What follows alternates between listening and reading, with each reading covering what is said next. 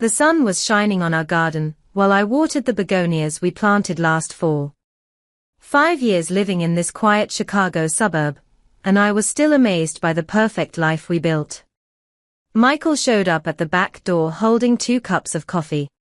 Subscribe to the channel and leave your like to get more stories like this. I thought you might need a break, he said with that smile that still made my heart race after all this time together.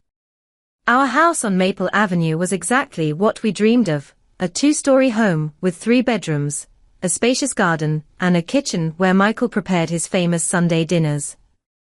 We had our routine well established. I worked as a marketing manager, while he developed apps as a freelance programmer, which let him work from home. That meant he ended up taking on more household chores than usual, something our friends always commented on. Life seemed so balanced that sometimes I caught myself waiting for the other shoe to drop. Who even has such a harmonious marriage? But ours worked perfectly. Or at least, that's what I thought. The invitation to Amanda's new housewarming party arrived on a Thursday. Michael and I had been close with her since college, and her move to our neighborhood was celebrated with enthusiasm. Dressed in my favorite blue dress, I walked into the party holding Michael's hand, and Samantha was quick to give me a hug. "Look who's here. The powerful executive and her perfect husband," she exclaimed, already with a few wine glasses in hand. Amanda's house was packed, mostly with people from our circle of friends. David was working the grill while Amanda handed out drinks. After a few martinis, the conversation flowed easily on the back deck. "So, Michael, Jessica told me you've become a chef," Samantha commented. "He makes an amazing risotto," I replied, taking a sip of my drink. "Bet he does.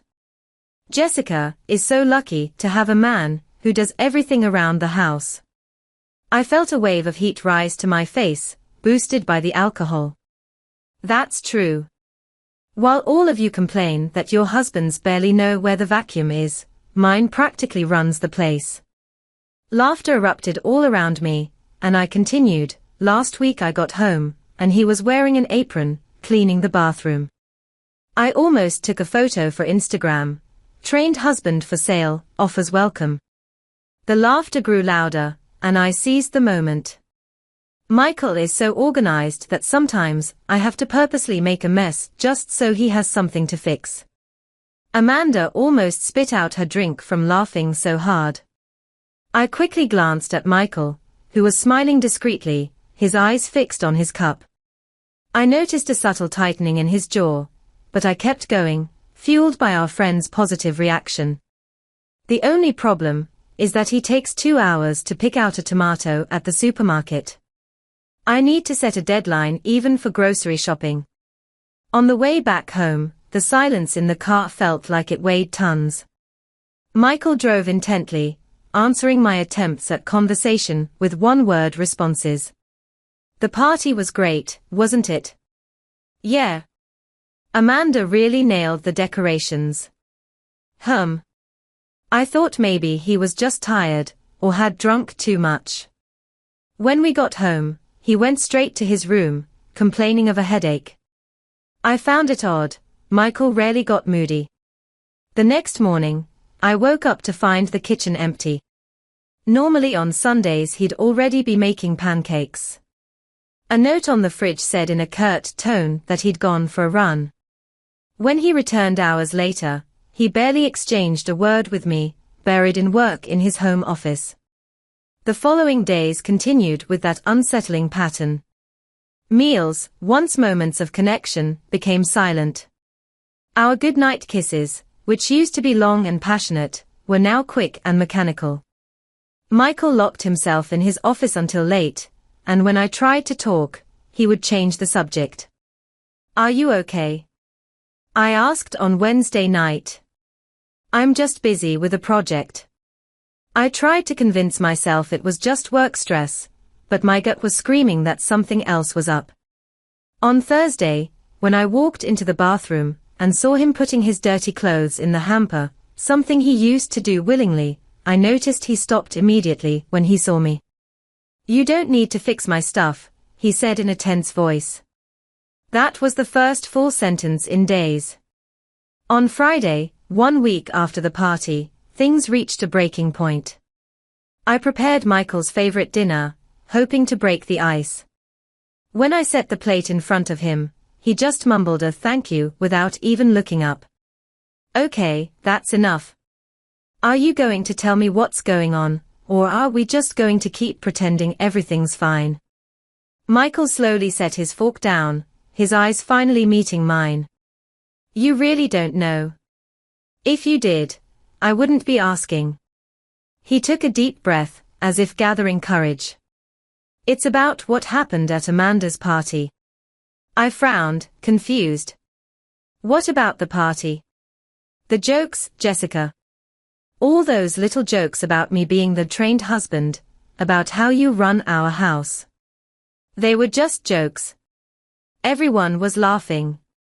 Everyone except me. His voice wavered slightly. Do you have any idea how I felt being ridiculed like that in front of our friends? Ridiculed? I was just kidding. Kidding. You practically described me as a little puppy trained to do all your bidding. I felt my face heat up. I was just exaggerating to be funny. I didn't think you'd take it so seriously. That's the problem, Jessica. You never think about how your words affect me. It wasn't just at the party. It's a pattern. You constantly put down what I do, as if my contributions to our life are nothing more than a joke. Michael's words hit me like a slap. Was I really doing that? As he kept talking, memories flooded my mind, me laughing when he took too long to change a bulb, me telling my mom on the phone that he was useless when it came to small repairs, me correcting the way he folded the sheets in front of our guests. I always thought we were on the same page, that we were partners, he continued, but it seems you see me as some kind of incompetent helper. Tears started to roll down my face. Not out of self-pity, but pure shame. How could I have been so blind? So insensitive? Michael, I had no idea. That's exactly the problem. You never asked how I felt. You assumed that just because I didn't complain, everything was fine. But all those jokes added up. It's like you're constantly telling everyone that you don't respect me. That night, I barely slept. Michael set up in the guest room, and I lay staring at the ceiling, reliving not just the party, but hundreds of little moments when, without realizing it, I'd put my husband down. I remembered the time when, introducing him to my co-workers, I described him as the one who takes care of the house while I make the money, as if his freelance work wasn't important. I recalled when Samantha asked if he cooked well and I replied, considering he's a man, he sure does in the kitchen, completely ignoring the fact that his cooking skills far surpassed mine in any fair comparison. The painful truth began to crystallize. I had built part of my identity on feeling superior to him in certain ways. But why? Michael never competed with me, never put me down. On the contrary, he was always my biggest supporter. The next morning, I woke up with puffy eyes and a heavy feeling in my chest. Michael had already gone for a run, as he did whenever he needed to clear his thoughts. With a cup of coffee in hand, I opened my laptop and started researching relationship dynamics and toxic behaviors. What I discovered left me even more devastated. Article after article described my behavior exactly: microaggressions in relationships, devaluing your partner, using humor as a tool for control. Every example seemed drawn from my own life. I found studies about how seemingly harmless jokes can gradually undermine self-esteem and create power imbalances in relationships. One article, in particular, hit me hard. When we publicly ridicule our partners, no matter our intentions, we're communicating that their value to us is less than our need for social acceptance and momentary laughs. I also realized how these dynamics are often normalized in our culture.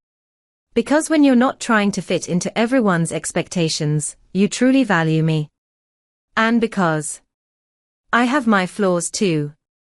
3 days later, we faced our first real test when Samantha and David invited us to dinner. In the car on the way to the restaurant, nerves were eating me up. What if I say something inappropriate without noticing? Michael adjusted the rearview mirror.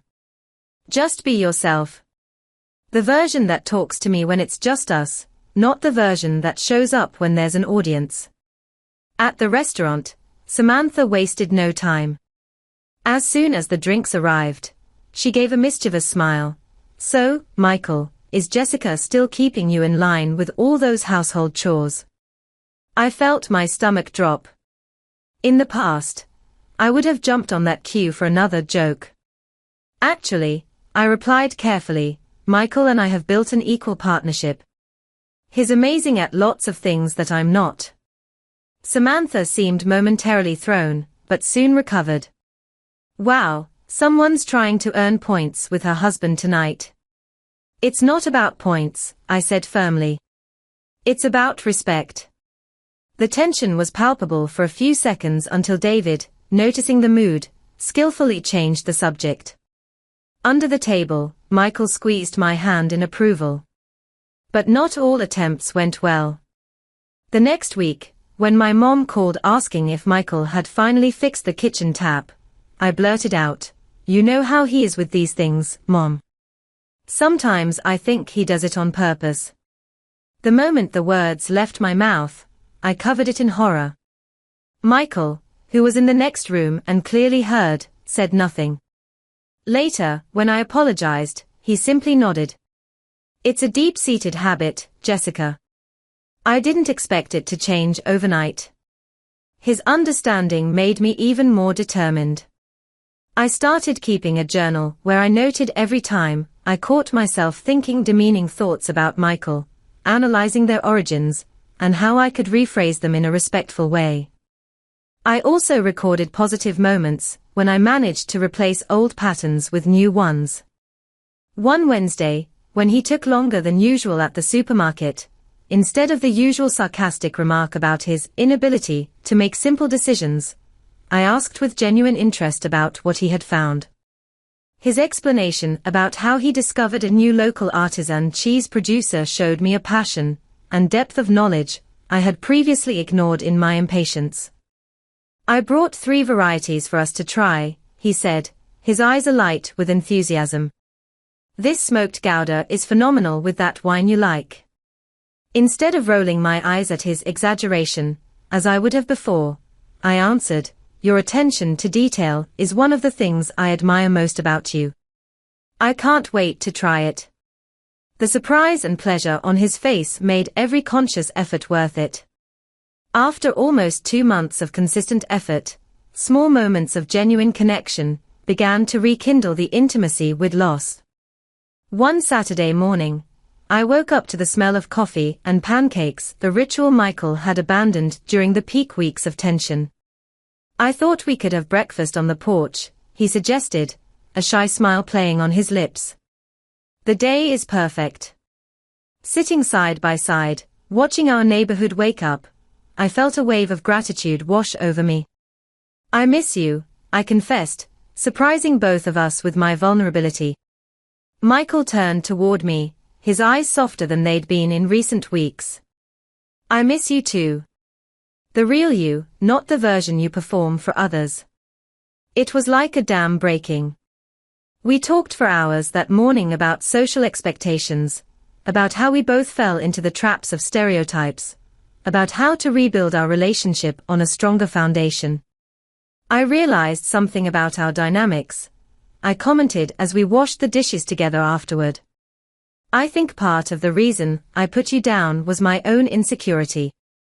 You're so skilled in so many ways that, in some level, I felt I had to bring you down a bit to feel adequate. Michael paused, the sponge suspended in the air. That's surprisingly insightful. Therapy, I shrugged. It's helping me see patterns I didn't even know existed. A week later, on a trip to the supermarket, which used to be a minefield of potential conflicts. Because of my impatience with Michael's meticulousness, something happened that signaled real change. We were in the cereal aisle when Michael started his usual nutritional comparison between two brands. In the past, I would have dramatically sighed or made a comment like, "Make up your mind before the next millennium." This time, I silently grabbed a third box and began reading out loud with an exaggeratedly scientific tone. Interesting. This sample has 27% more sugar, but 17.5% less sodium. A truly philosophical dilemma. Michael looked at me surprised for a moment, then a slow smile spread across his face, before he responded in the same pseudo-academic tone. But you completely overlooked the crunch coefficient versus milk absorption. A fatal error in your methodology. In seconds we were laughing not at each other, but together, sharing a joke that celebrated rather than ridiculed our differences. An elderly lady passed by shaking her head, but her smile showed she understood perfectly. This was the sound of a couple rediscovering joy in one another. That night, for the first time in months, we made love with the same intensity as in our early years, not just a physical act, but an emotional reconnect we had both feared might be lost forever. "It's like rediscovering you," Michael whispered afterward, his fingers tracing patterns on my back. "The person I fell in love with, but even deeper. It's like finally being what we're meant to be for each other," I replied, understanding the truth of my own words as I said them. Without masks, without performances. 2 weeks later, I received a message from Amanda asking if we wanted to join a dinner with the group. I showed it to Michael, anxious. "Do you think we're ready?" He considered for a moment. "I think so. It's a good test to see how much we've really changed when we're in public." Nervousness followed me until we arrived at Amanda's place. Would I be able to stay true to myself when surrounded by old social patterns? The dinner at Amanda's was our first big social test since we began our journey of reconciliation. As we parked, I felt my hands sweating on the wheel. "Take a breath," Michael said gently. "It's us against the world, remember?" That phrase had become our mantra over the past few weeks, a reminder that we were a team, not adversaries, and that the real challenge wasn't between us, but in resisting external expectations that pressured us into playing predetermined roles. Amanda's house was as full as ever, with the aroma of ordered Thai food filling the air. Samantha was the first to greet us, a wine glass already half full in her hand. "Look who's alive. I thought you guys moved to another planet," she joked, giving me a big hug. Her sweet scent mixed with wine brought vivid memories of that last party, the start of our crisis.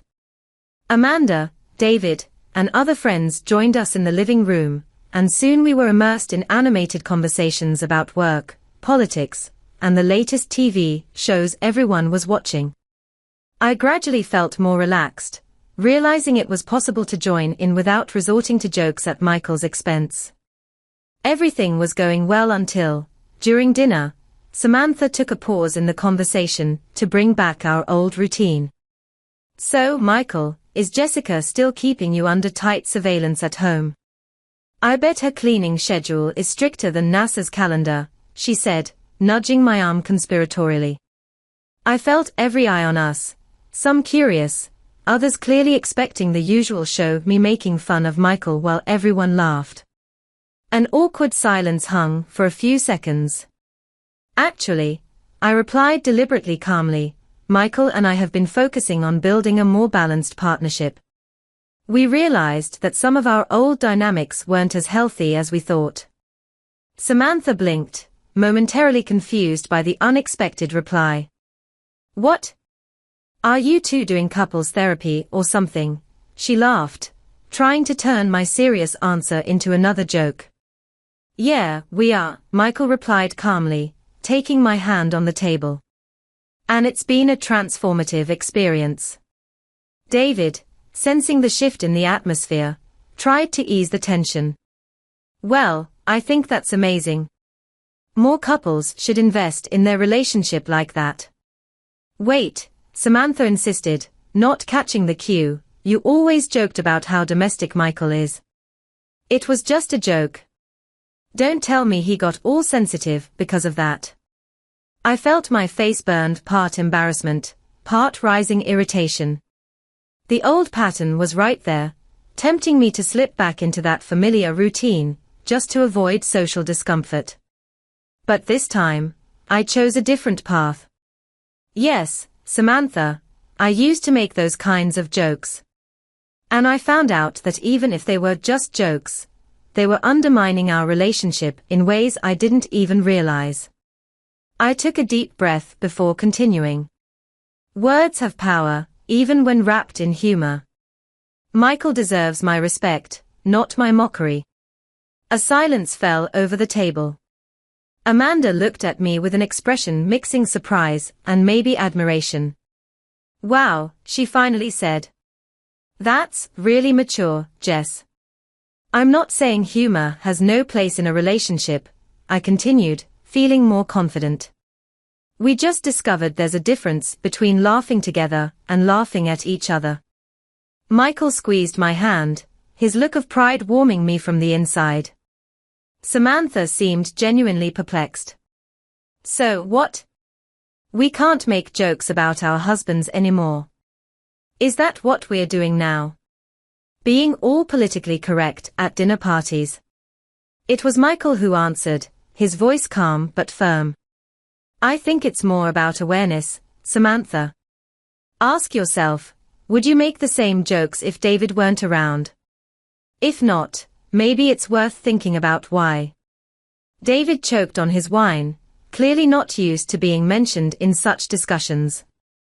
He has a point, honey, Samantha said after recovering. You never hear me making fun of his cooking skills when we're with friends. Because you know I'd kill you for that, Samantha responded, though there was a note of reflection in her voice.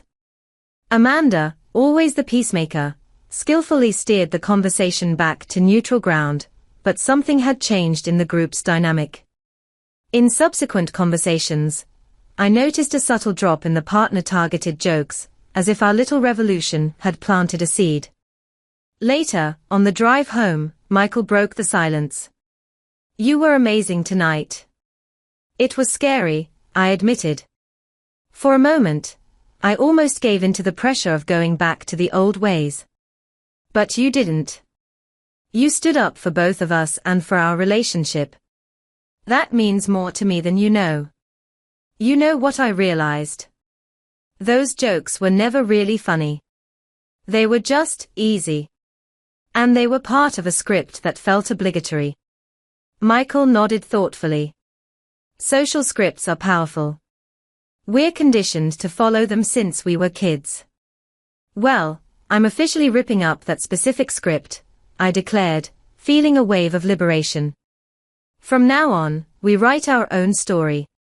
When we got home, we were greeted by the comfortable silence of our shared space, a sanctuary we rebuilt together, brick by emotional brick.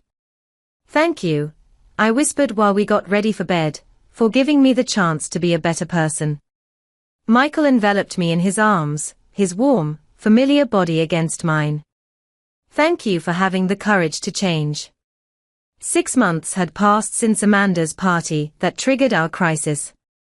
Spring had arrived in Chicago, bringing not only flowers to our garden, but also a renewed bloom in our relationship. What do you think about inviting some friends over for dinner this weekend?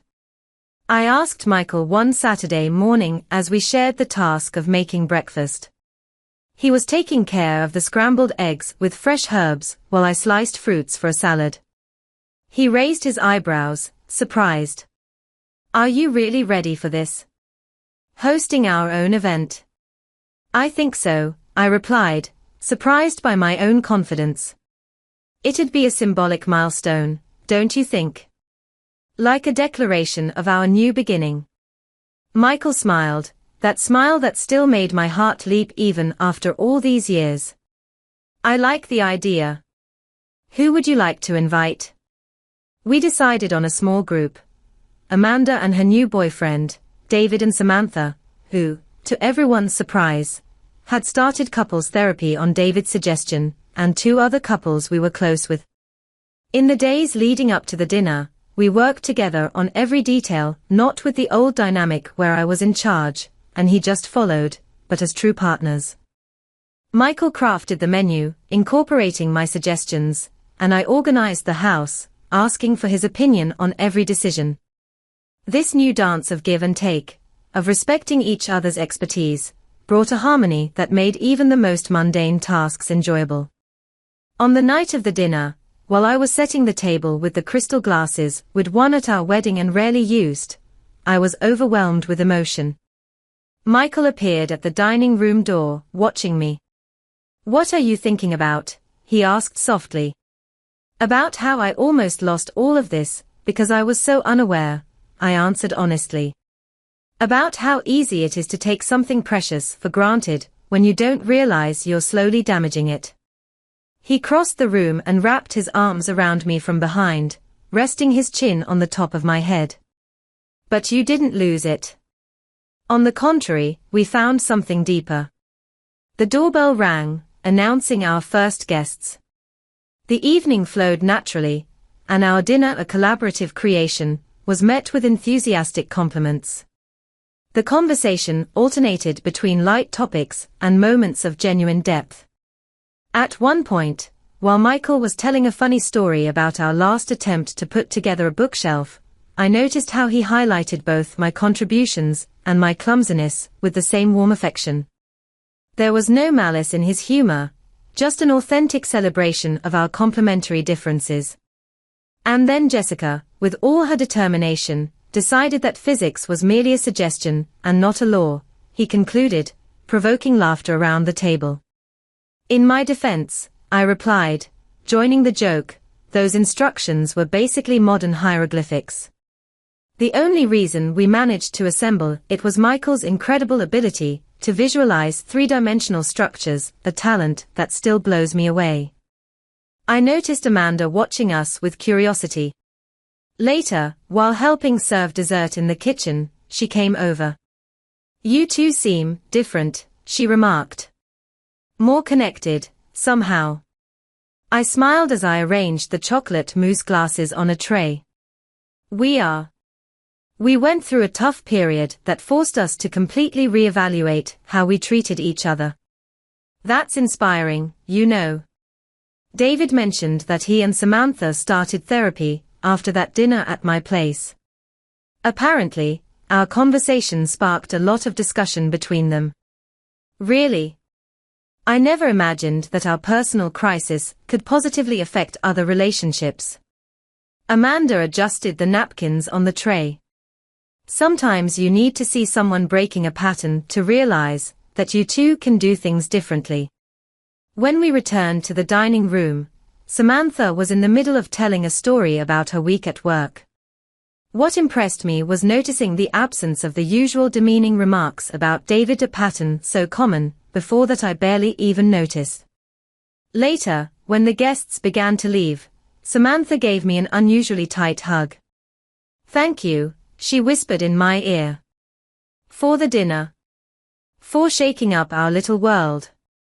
She walked away with a mysterious smile, leaving me with the understanding that our personal journey had created ripples far beyond our relationship. After the last guest had left, Michael and I found ourselves in the kitchen, side by side washing dishes in a comfortable silence.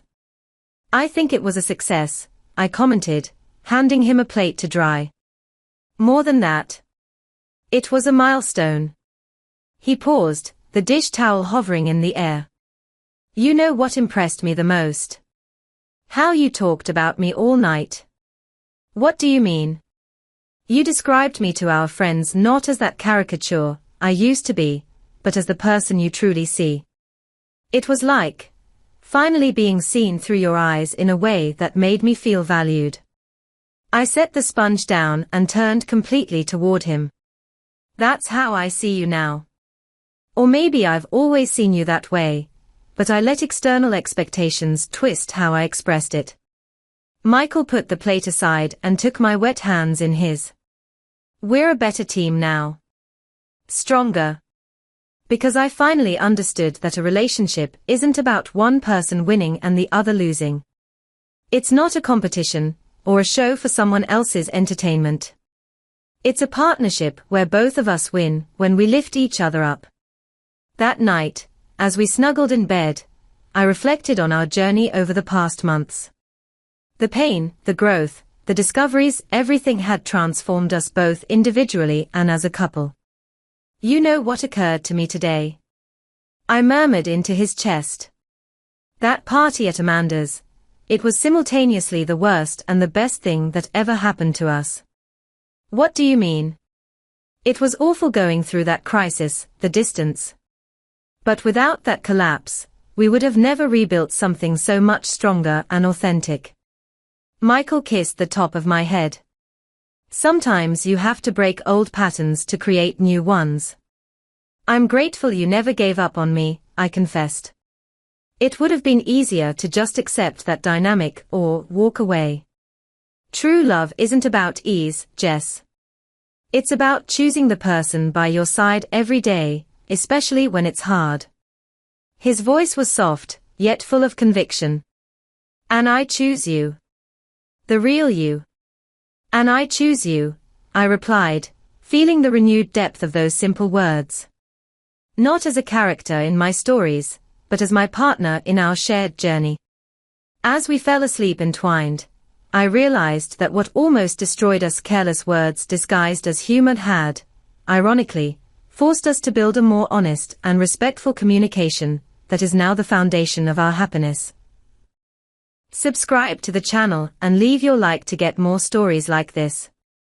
That night at Amanda's wasn't the end I feared, but the difficult beginning of something much more valuable, a relationship where both of us felt truly seen, respected, and deeply loved, not despite our differences, but by celebrating them with genuine humor that uplifts instead of tearing down.